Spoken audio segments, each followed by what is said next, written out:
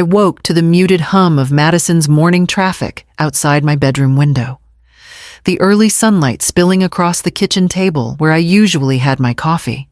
Today was my 62nd birthday, and I had a quiet hope in my chest that this year would be different.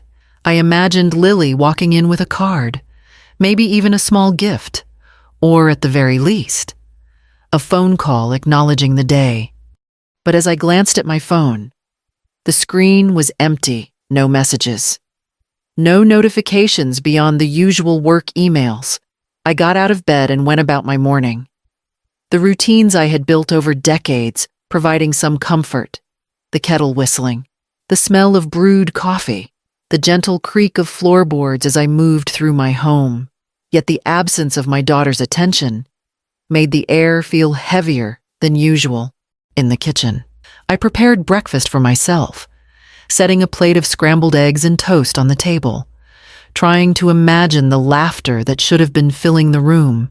The house was quiet, except for the hum of the refrigerator and the distant chirping of birds outside.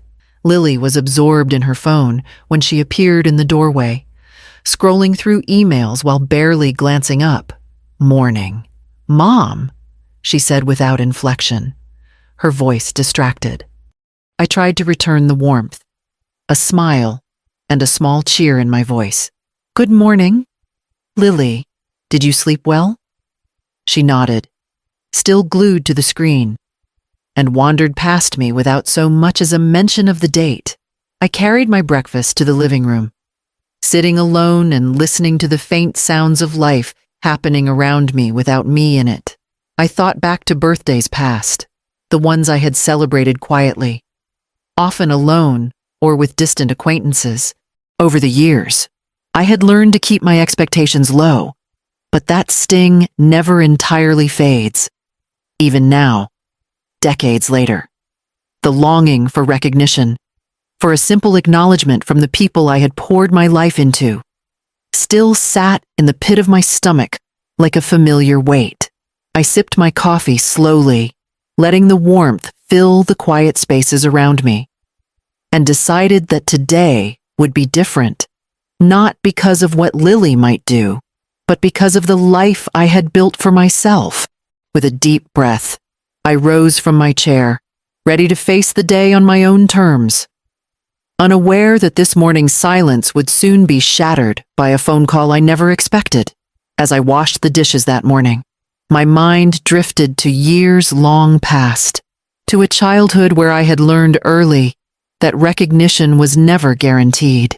My parents, loving in some ways but distracted in others, had always reserved their loudest praise and attention for my older brother, David.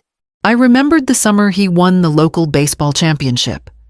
The yard transformed into a spectacle of streamers, balloons, and neighbors clapping. I had stood by the edge of the crowd in my new dress, clutching a soda, hoping for a smile or a nod. None came. The excitement was all for him, and I had learned that my victories were quietly set aside. High school brought its own disappointments. I had spent weeks rehearsing for the lead role in our spring play, imagining the glow on my parents' faces as I delivered my lines.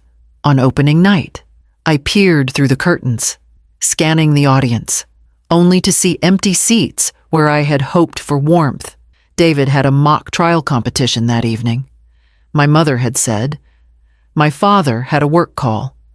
I performed under the bright stage lights, my lines precise but my heart hollow.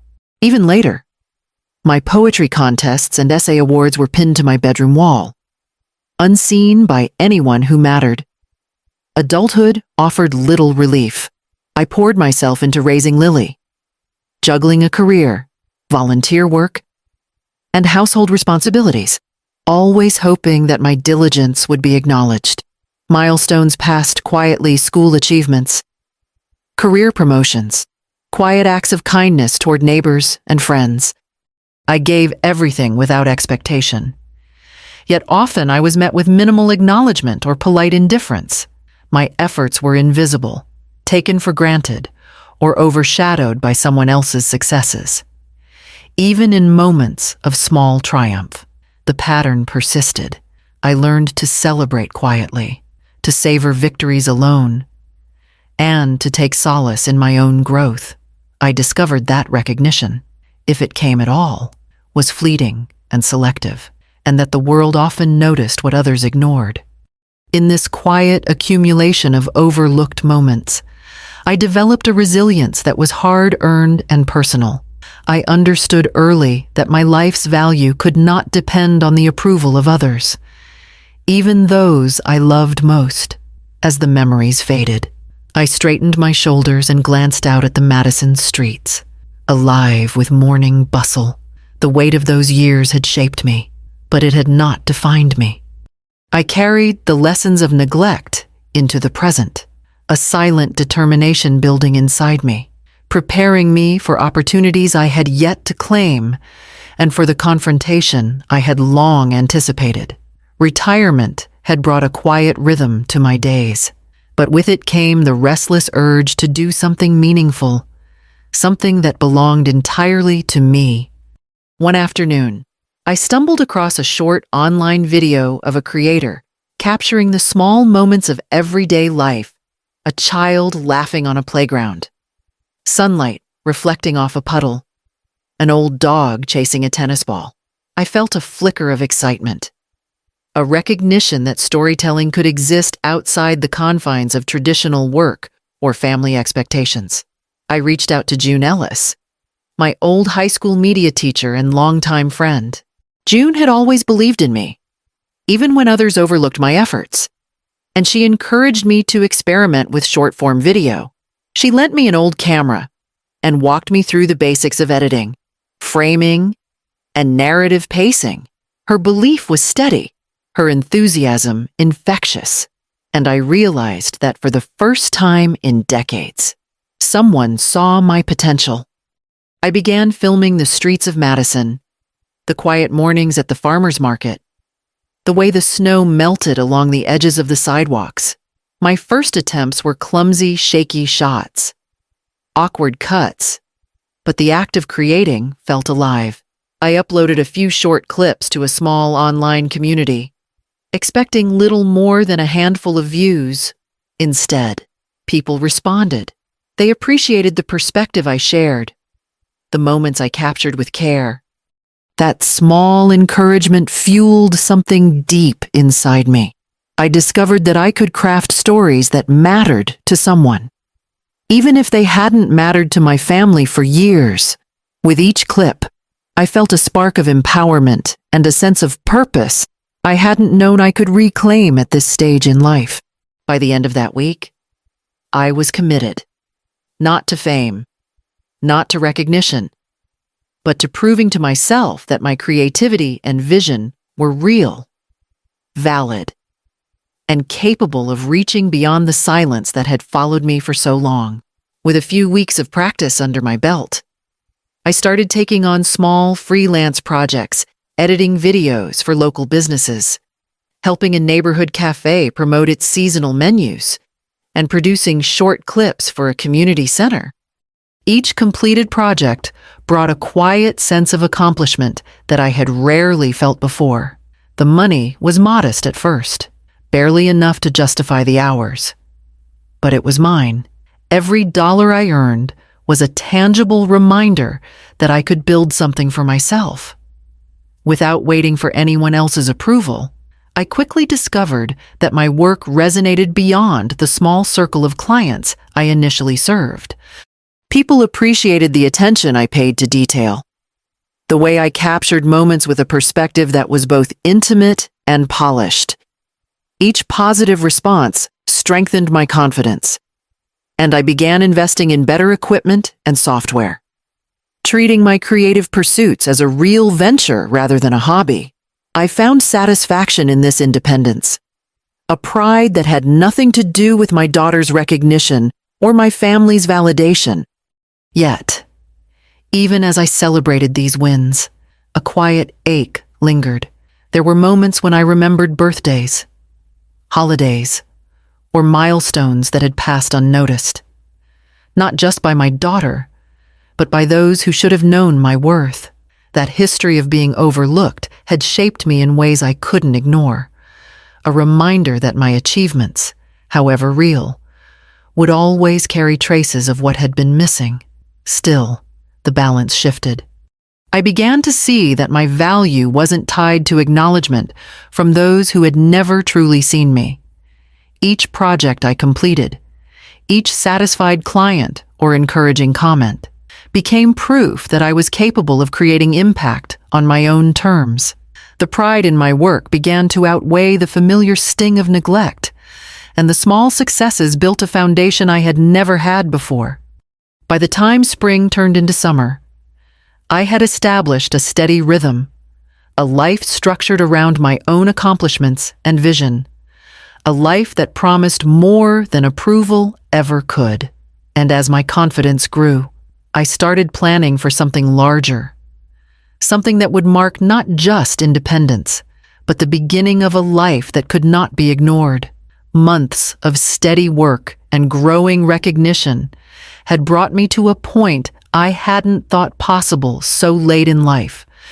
My small freelance projects had evolved into a modest but thriving content business, and the income allowed me to finally indulge in something that had been on my mind for years. I walked into the dealership in downtown Madison, heart racing more with anticipation than nerves. The sleek, electric blue Tesla sat under the showroom lights, its smooth lines and polished finish reflecting a version of myself I had built entirely on my own. When the papers were signed and the keys handed over, I felt a quiet thrill, a tangible reward for years of persistence and self-reliance. The next morning, I shared a photo of the car on Facebook, captioning it lightly, "Nothing boastful, new adventures, new horizons." I didn't expect much. My followers were mostly friends and a small circle of clients, but I wanted to mark this milestone for myself.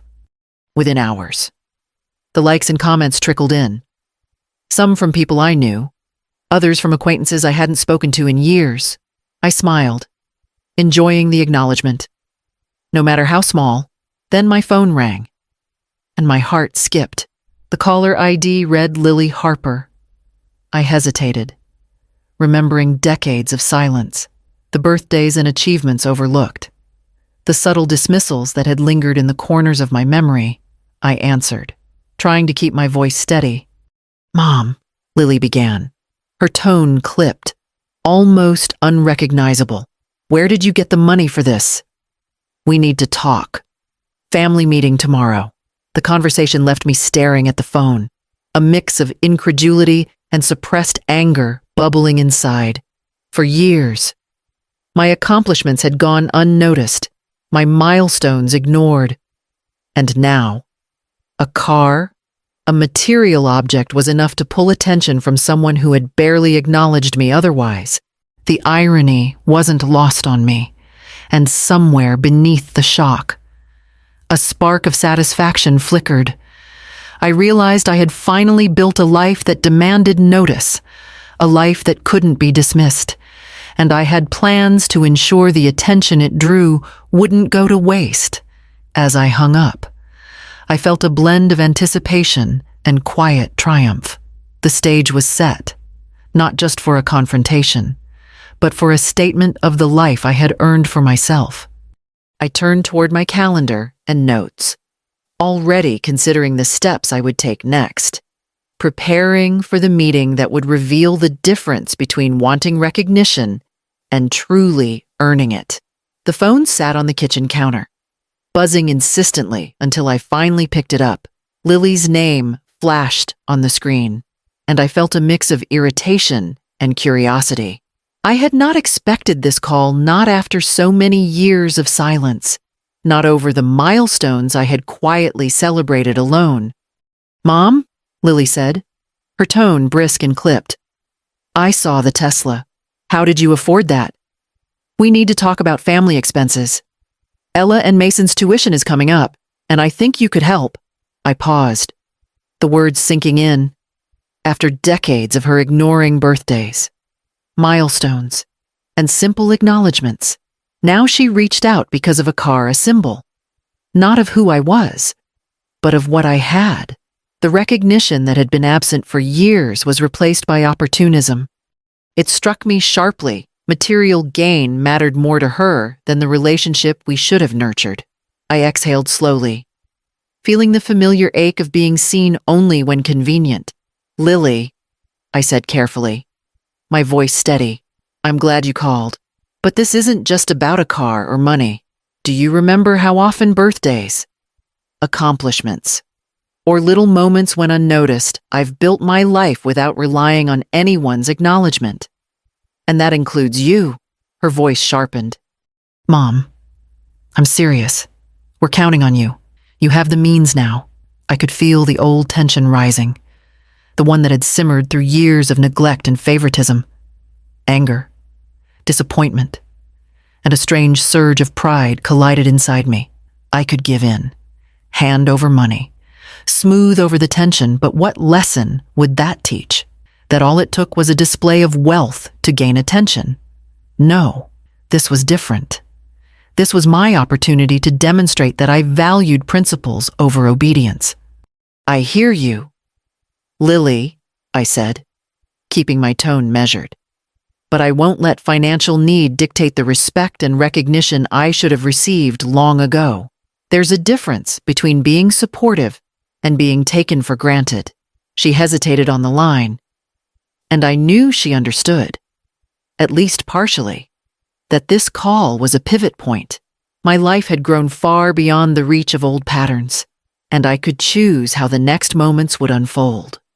I hung up, letting the tension linger in the empty kitchen, already planning how to turn this long overdue reckoning into a lesson she and our family would never forget. The sun was climbing higher over Madison, and with it, the anticipation of the meeting I had been quietly preparing for began to settle into focus. I sat at the head of the dining table, the familiar surface worn from years of everyday meals, and waited. Lily arrived first, her expression polite but guarded, followed by Ethan, who gave a brief nod before settling into a chair across from me. I had invited no one else. This was between us, and I intended to speak plainly, without hesitation or apology. "Thank you for coming," I began, my voice calm but firm. "I asked you here because we need to talk about more than money. We need to talk about years of being overlooked, of birthdays, milestones, and accomplishments that mattered to me, and the ways I've felt invisible in this family." Lily's brow furrowed. "Mom, I don't understand. We're just asking for help with tuition and expenses." I shook my head slightly, letting the pause linger. "It's always about what I can give. Isn't it not about acknowledgement or care? I raised you, supported you, and for years, I watched as my own needs, my own life, were ignored. You reached out only because of the car I posted online. That's not respect, it's opportunism." Ethan shifted uncomfortably, clearly caught between wanting to defend his wife and understanding the gravity of my words. "Mom, I didn't realize I interrupted softly but sharply. You didn't notice my birthday, the achievements I quietly celebrated, the years I poured myself into building a life without demanding attention from any of you. And now, suddenly, a Tesla changes everything." Lily opened her mouth, then closed it again. I could see the discomfort, the first hint of awareness that this conversation wasn't going to follow the usual pattern. I continued, my voice gaining strength. "I am done shrinking, done diminishing myself to make others comfortable. I have built a life, earned every success, and cultivated the relationships and achievements that define me. That life is mine. It is not a resource for your convenience. Respect and recognition are not things you can demand because they were absent for decades." The room fell silent. I let the quiet settle, letting the weight of my words fill the space. I had spent a lifetime trying to be enough for this family, but I was finally done seeking approval. for the first time. The power in this conversation rested with me, and I felt a surge of clarity and calm that I hadn't known in years. I will continue to support causes and people who align with my values, I said finally. That includes my life, my choices, and my principles. If you want to be part of that, you need to understand what that truly means. Lily's eyes flickered, and I could see the realization starting to settle.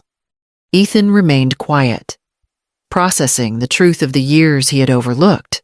I leaned back in my chair, the tension in my shoulders easing slightly, knowing that this confrontation had not only set boundaries, but had begun to shift the balance of power in ways long overdue.